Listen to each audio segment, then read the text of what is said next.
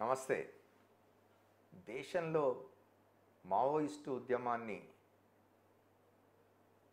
2026 మార్చి నాటికి తుడిచిపెట్టేస్తామని లోక్సభలో కేంద్ర హోంమంత్రి అమిత్ షా చేసిన ప్రకటన నిజం కాబోతున్నదా?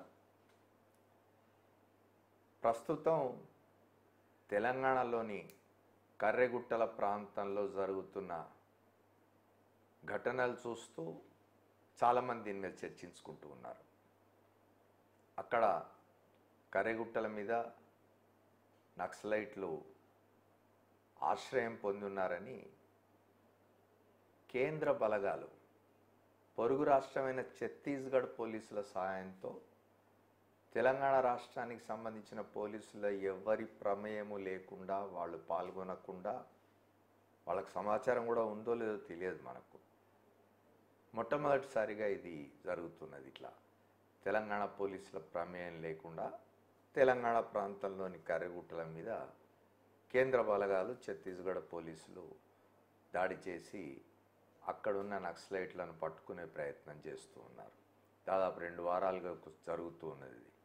చివరికి కర్రెగుట్టల్ని స్వాధీనం చేసుకున్నామని జాతీయ జెండా ఎగరేసి ఆ గుట్టల మీద ఏదో పొరుగు దేశంలోని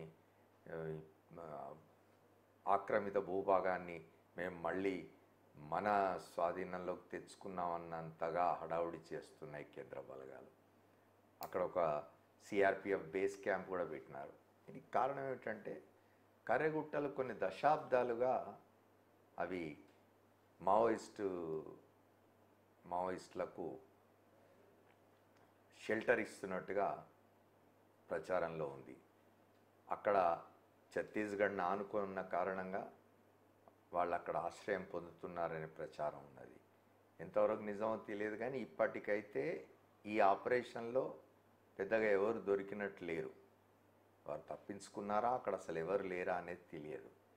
ఈలోగా మీడియా మాత్రం పెద్ద కన్ఫ్యూజన్లో ఉన్నది, గందరగోళ పడుతూ ఉన్నది. ఎందుకంటే అటు ఛత్తీస్గఢ్ వైపు కానీ ఇటు తెలంగాణ వైపు కానీ కర్రెగుట్టల చుట్టూ ఉన్న ప్రాంతాల్లో ఎక్కడ ములుగు జిల్లాలో కానీ భద్రాద్రి కొత్తగూడెం జిల్లాలో కానీ అటు సుక్మా బీజాపూర్ జిల్లాల్లో కానీ మీడియాను ప్రవేశించనివ్వడం లేదు. మీడియా ప్రత్యక్షంగా చూడకుండా అభూత కల్పనలు తనకు తోచినవి రాస్తూ ఉన్నది, ప్రసారం చేస్తూ ఉన్నది. ఇది ఇట్లా కొనసాగుతూ ఉంటే రాష్ట్రంలో, తెలంగాణ రాష్ట్రంలో అధికార పక్షం, ప్రధాన ప్రతిపక్షం రెండూ కూడా మావోయిస్టులతో చర్చలు జరపమని చెప్పి కేంద్రాన్ని కోరుతూ ఉన్నది. కేంద్రం ఇప్పటివరకు మౌనంగానే ఉన్నది, ఎటువంటి స్పందన లేదు కేంద్రం నుండి. గత ఆదివారం రాష్ట్ర ముఖ్యమంత్రి రేవంత్ రెడ్డిని పీస్ డైలాగ్ కమిటీ పేరు మీద ఒక ప్రతినిధి బృందం వెళ్ళి ప్రొఫెసర్ హరగోపాల్ నాయకత్వంలో ముఖ్యమంత్రిని కలిసి మావోయిస్టుల మీద ఈ దాడిని ఆపమని, వారిని చర్చలకు పిలవమని కోరినప్పుడు ఆయన అనుకూలంగా స్పందించినారు. ఆయన కేంద్రానికి కూడా విజ్ఞప్తి చేసినారు. తర్వాత 2 రోజులకు ఆయన ఒక పత్రికాగోష్ఠిలో కూడా ముఖ్యమంత్రి రేవంత్ రెడ్డి చెప్పినారు, చర్చలు జరపడం సమంజసం, హింస మంచిది కాదు అని చెప్పి. అదే ఆదివారం నాడు భారత రాష్ట్ర సమితి రజతోత్సవ వేడుకల్లో మాట్లాడుతూ మాజీ ముఖ్యమంత్రి, ప్రధాన ప్రతిపక్ష నాయకుడు కె చంద్రశేఖరరావు కూడా ఆపరేషన్ కగారు ఆపేయాలి, మావోయిస్టులతో చర్చలు జరపాలి అని చెప్పి బహిరంగంగా పిలుపునిచ్చినారు. తీర్మానం కూడా చేసినారు. ప్రజల చేత దాన్ని అవుననిపించుకొని ఒక తీర్మానం కూడా చేసినారు. ఇది ఒక మావోయిస్టు ఉద్యమంలోనే ఒక భిన్నమైన మలుపుగా చూడవచ్చు. మామూలుగా మావోయిస్టు ఉద్యమాన్ని ఒక సామాజిక అసమానతలను తొలగించడానికి జరుగుతున్న ఒక ఉద్యమంగా కాకుండా శాంతి భద్రతల సమస్యగానే మొదటి నుంచి ప్రభుత్వాలు పరిగణిస్తూ వచ్చినాయి. రాష్ట్రాలు ఎన్నిసార్లు కేంద్ర ప్రభుత్వానికి మాకు అదనపు బలగాలు ఇవ్వండి, అదనపు నిధులు ఇవ్వండి, ఈ మావోయిస్టులను అణిచేయడానికని అడిగినా పెద్దగా పట్టించుకునేది కాదు కేంద్రం, ఎవరు అధికారంలో ఉన్న కేంద్ర ప్రభుత్వంలో. ఇది రాష్ట్రాలకు సంబంధించిన శాంతి భద్రతల సమస్యగానే చూసేది కేంద్రం.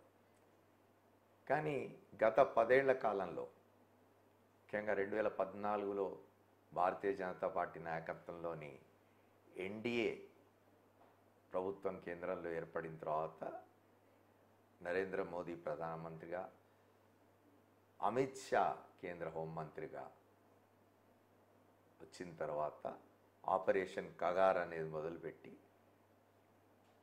కేంద్ర ప్రభుత్వమే మావోయిస్టులను నిర్మూలించేందుకు, ఈ మాట ఎందుకు అనాల్సి వస్తుందంటే పదే పదే లోక్సభలో హోంమంత్రి అమిత్ షా చెప్తూ ఉన్నారు, త్వరలోనే మొత్తంగా సమూలంగా దీన్ని నిర్మూలించేస్తాం. ఇప్పుడు తాజాగా 2026 మార్చికి డెడ్లైన్ పెట్టినట్టున్నారు. ఇదంతా జరుగుతున్న క్రమంలో ప్రస్తుతం కర్రెగుట్టల మీద జరుగుతున్నది చూసినప్పుడు కేంద్రం ముందు ముందు ఏం చేయబోతున్నదనే ప్రశ్న అయితే తలెత్తుతున్నది. ఈ వివరాలన్నిటి కోసం మన తెలంగాణ డేట్లైన్ హైదరాబాద్ ఆదివారం నాడు చదవండి.